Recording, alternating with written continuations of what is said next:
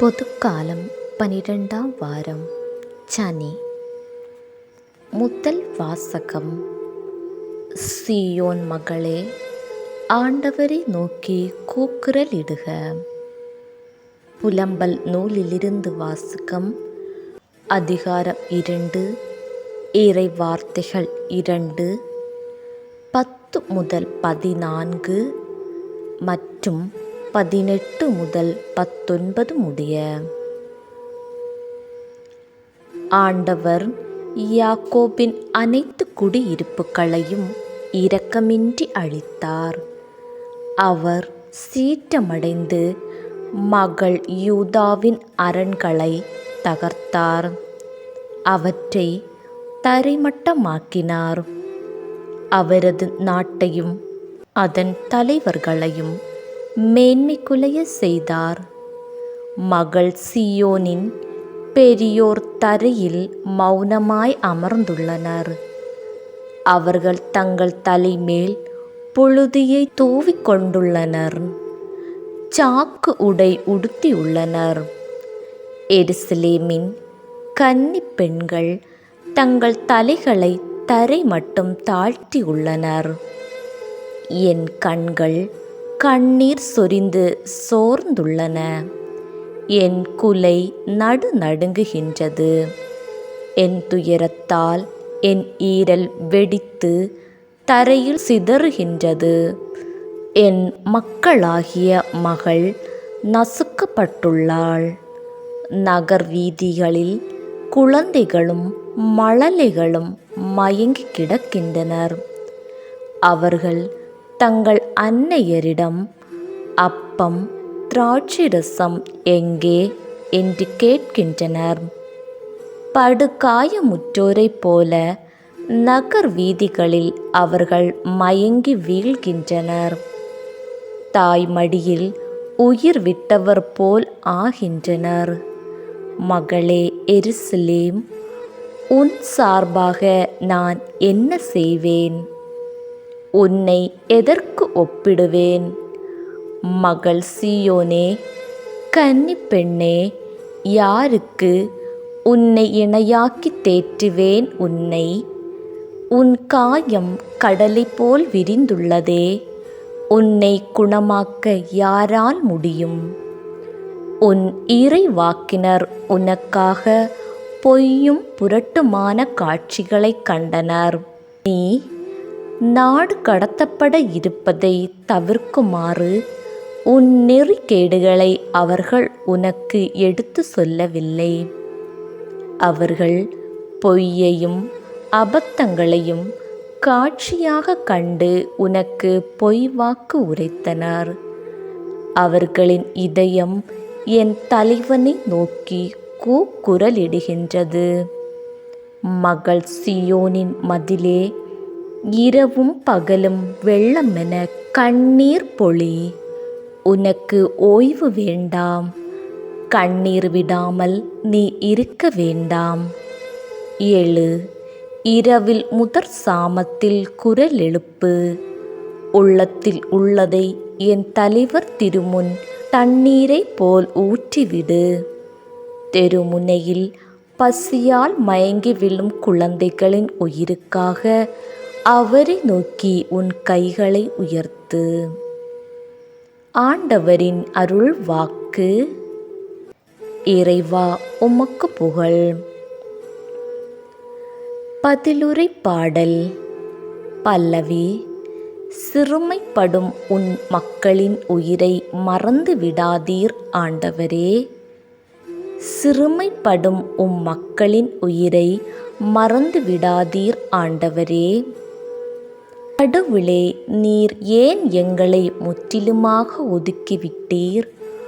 உமது மேய்ச்சல் நில ஆடுகள் மேல் உமது சினம் ஏன் புகைந்தெழுகின்றது?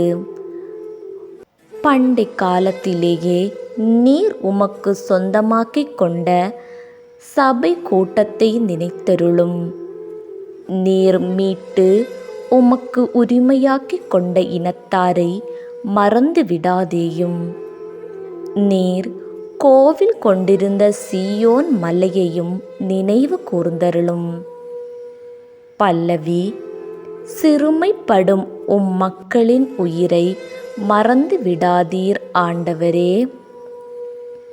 நெடு நாட்களாக பாழடைந்து கிடக்கும் பகுதிகளுக்கு சென்று பார்வையிடுவீராக. எதிரிகள் உமது தூயகத்தில் அனைத்தையும் பாழ்படுத்தி விட்டார்கள். உம்முடைய எதிரிகள் உம் திருத்தலத்தில் வெற்றி முழக்கம் செய்கின்றார்கள். தங்கள் கொடிகளை வெற்றிக்கு அடையாளமாக நாட்டுகின்றார்கள். பல்லவி. சிறுமைப்படும் உம் மக்களின் உயிரை மறந்து விடாதீர் ஆண்டவரே. அவர்கள் மேற்கு வாயிலில் அமைக்கப்பட்ட மரப்பின்னல் வேலைப்பாடுகளை கோடாரிகளால் சிதைத்தார்கள்.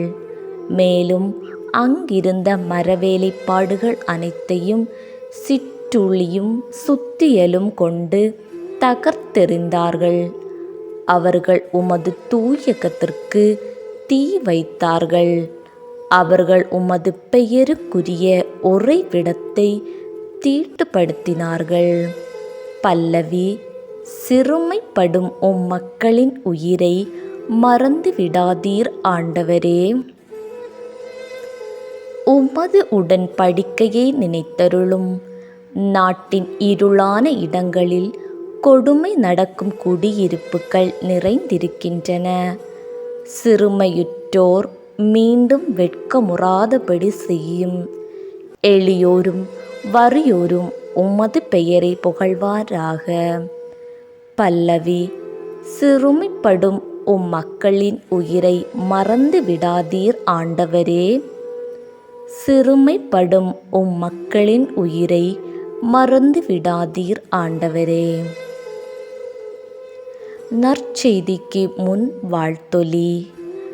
அல்லேலூயா, அல்லேலூயா. அவர் நம் பிணிகளை தாங்கிக் கொண்டார், நம் துன்பங்களை சுமந்து கொண்டார். அல்லேலூயா. நற்செய்தி வாசகம். கிழக்கிலும் மேற்கிலும் இருந்து பலர் வந்து ஆபிரகாம், ஈசாக்கு, யாக்கோபு ஆகியோருடன் விண்ணரசின் பந்தியில் அமர்வர். மத்தேயு எழுதிய தூய நற்செய்தியிலிருந்து வாசகம். அதிகாரம் 8, இறை வார்த்தைகள் 5 முதல் 17 முடிய. அக்காலத்தில் இயேசு கப்பர்நாகுமுக்கு சென்றபோது நூற்றுவர் தலைவர் ஒருவர் அவரிடம் உதவி வேண்டி வந்தார். ஐயா, என் பையன் முடக்குவாதத்தால் மிகுந்த வேதனையுடன் படுத்து கிடக்கிறான் என்றார். இயேசு அவரிடம், நான் வந்து அவனை குணமாக்குவேன் என்றார். நூற்றுவர் தலைவர் மறுமொழியாக, ஐயா, நீர் என் வீட்டிற்குள் அடி எடுத்து வைக்க நான் தகுதியற்றவன். ஆனால் ஒரு வார்த்தை மட்டும் சொல்லும், என் பையன் நலமடைவான். நான் அதிகாரத்திற்கு உட்பட்டவன். என் அதிகாரத்துக்கு உட்பட்ட படை வீரரும் உள்ளனர். நான் அவர்களுள் ஒருவரிடம் செல்க என்றால் அவர் செல்கிறார். வேறு ஒருவரிடம் வருக என்றால் அவர் வருகிறார். என் பணியாளரை பார்த்து இதை செய்க என்றால் அவர் செய்கிறார் என்றார்.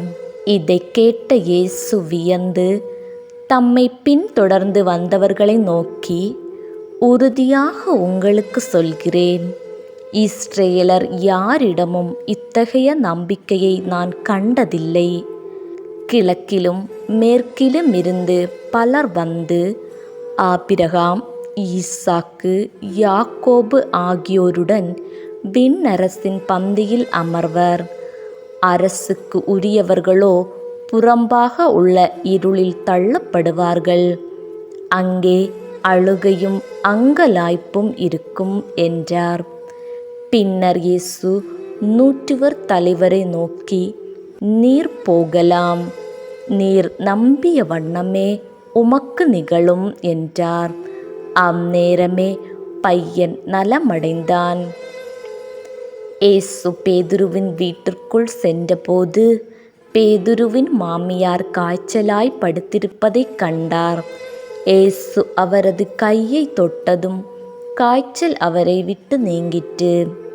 அவரும் எழுந்து இயேசுவுக்கு பணிவிடை செய்தார். பேய் பிடித்த பலரை மாலை வேளையில் இயேசுவிடம் கொண்டு வந்தனர். அவர் ஒரு வார்த்தை சொல்ல அசுத்த ஆவிகள் ஓடிப்போயின. மேலும் எல்லா நோயாளர்களையும் அவர் குணமாக்கினார். இவ்வாறு அவர் நம் பிணிகளை தாங்கிக் கொண்டார், நம் துன்பங்களை சுமந்து கொண்டார் என்று இறைவாக்கினர் எசாயா உரைத்தது நிறைவேறியது. ஆண்டவரின் அருள் வாக்கு. கிறிஸ்துவே உமக்கு புகழ்.